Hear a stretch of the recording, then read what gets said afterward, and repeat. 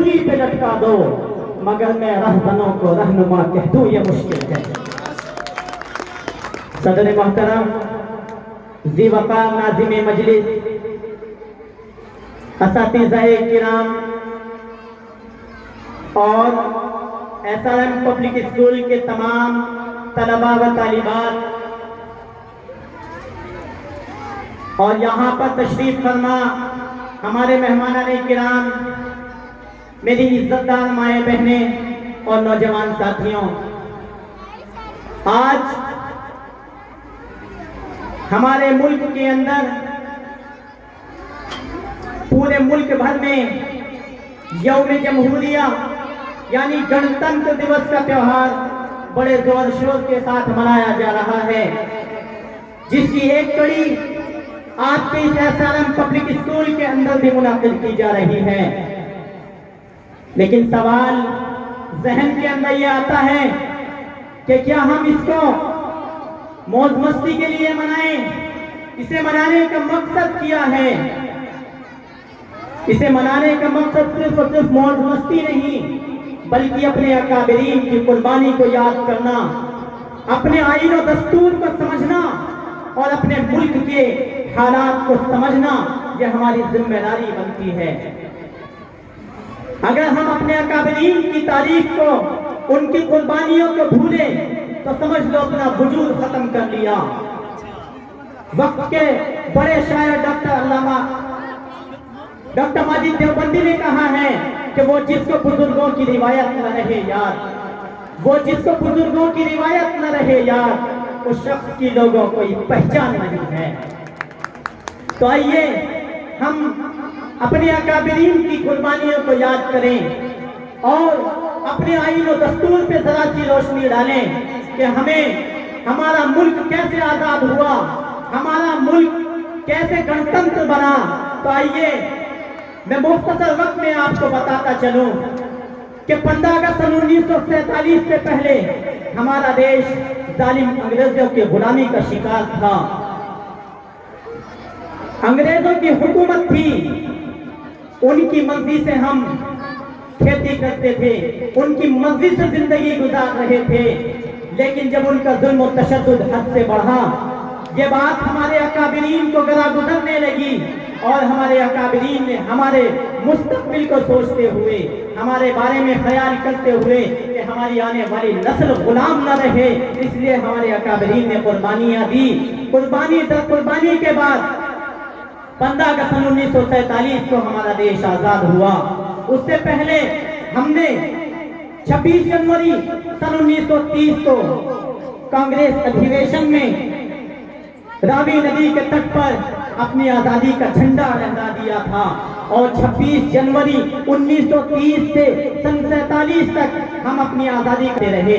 लेकिन 15 अगस्त सन 1947 ईस्वी को जब पूरी तरह से देश आजाद हो गया, अब आजाद देश हो जाने के बाद 26 जनवरी की कोई अहमियत नहीं रह गई थी। हमें अपनी आजादी का दिन 15 अगस्त को चुनना पड़ा, लेकिन उस 26 जनवरी को भुलाया भी नहीं जा सकता था। इसलिए हमारे अकाबरीन ने फैसला किया, ये तय पाया कि हम 26 जनवरी 1950 को अपने देश का संविधान लागू करें और उसको गणतंत्र दिवस यानी यौम जमहूरिया की शक्ल में, रिपब्लिक डे की शक्ल में मनाएं। लागू किया गया। संविधान तो ये एक दिन में बनकर तैयार नहीं हो गया, संविधान को ऐसे ही कागज पर नहीं लिखा गया। संविधान के लिए कमेटियां तैयार की गई। इसको बनाने के लिए 2 साल 11 महीने 18 दिन का टाइम लगा।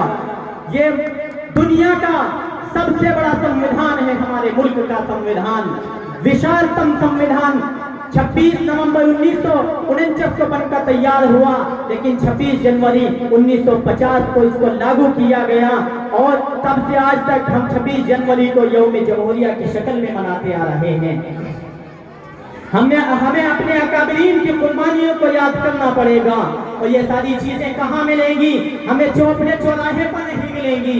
याद रखना, इसके लिए हमें कॉलेज यूनिवर्सिटियों का रुख करना पड़ेगा, इसके लिए हमें तालीमी इदारों का रुख करना पड़ेगा। अगर हम तालीम के मैदान में पीछे रहे तो अपनी कुर्बानियों को भी भूलेंगे, अपनी नस्लों को तबाह और बर्बादी के तहाने पे खड़े करेंगे।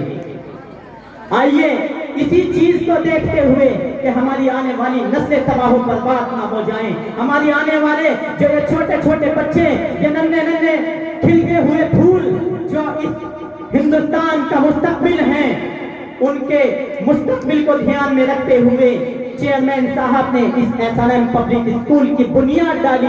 इसलिए आपकी इस बिल्डिंग का मकसद आपके बच्चों की प्रतिभा को उभारना, आपके बच्चों के टैलेंट को संभालना, ये इस SRM पब्लिक स्कूल की बिल्डिंग का मकसद है। ये आपको बिल्डिंग, ये इमारत वैसे ही नजर नहीं आ रही है, इसके पीछे कुर्बानियां हैं। और याद रखें, ये बात आप अपने बच्चों से सीख सकते हैं, अपने बच्चों से तजुर्बा कर सकते हैं कि इस SRM पब्लिक स्कूल के अंदर पढ़ने वाले बच्चों के अंदर ये चीज आप देखेंगे कि ये हक का मुजाहिरा करेंगे। आप, ये तारीख रही है, चेयरमैन साहब मौजूद हैं, आप सब जो वाकिफ हैं वो जानते हैं कि कभी हालात से सौदा नहीं किया, कभी किसी की चमचागिरी नहीं की है। जिस बात को कहना है डंके की चोट पे कहना है। यही चीज चेयरमैन साहब ने हमारे दिलों के अंदर मुंतकिल की है कि अगर कोई बात हक है तो डंके की चोट पे उसको कहा जाएगा। हमें किसी के डर को, खौफ को दिल में बसाने की जरूरत नहीं है। और यही चीज हम अपने आने वाले बच्चों के अंदर, उनके दिलों के अंदर बैठा रहे हैं। तो याद रखें, और मैं उम्मीद करता हूं, ये यकीन के साथ कह सकता हूं कि हमारी आने वाली जो कली जैसे बच्चे हैं, जो अभी ठीक से बोलना भी नहीं जानते हैं, स्कूल के अंदर आते हैं, बहुत कुछ सीख रहे हैं। मैं चेयरमैन साहब को ये एक यकीन दिलाना चाहता हूं, मुतमईन करता हूं आपकी तरफ से कि ये आपका लगाया हुआ गुलशन, आपका लगाया हुआ पौधा सूखने नहीं दिया जाएगा, मुरझाने नहीं दिया जाएगा। इंशाअल्लाह इस SRM पब्लिक स्कूल की बिल्डिंग के अंदर ये नन्ही नन्ही कली आती रहेंगी और यहाँ की फैकल्टी, यहाँ के असातिज़ा उन बच्चों को, उन कली को अपने खूबसूरत अंदाज में अपनी मेहनत शक्ल देते रहेंगे, उनको अपनी कुर्बानी के साथ खिलता हुआ फूल बनाते रहेंगे। हम आपको यकीन दिलाते हैं कि आप अपने बच्चों को इस स्कूल, इस इदारे के अंदर भेजिए, हम आपकी बच्चों को खिलती हुई कली से गुलाब बनाकर आपको वापस लौटाएंगे। और ये हमारे बच्चे यहाँ से पढ़ लिख कर कोई इंसाफ का तराजू मार्केट को रोशन करेगा, खुशबू महकाएगा, कोई डॉक्टरेट की लाइन में जाएगा, कोई यहाँ से पढ़ लिख कर राष्ट्रपिता महात्मा गांधी का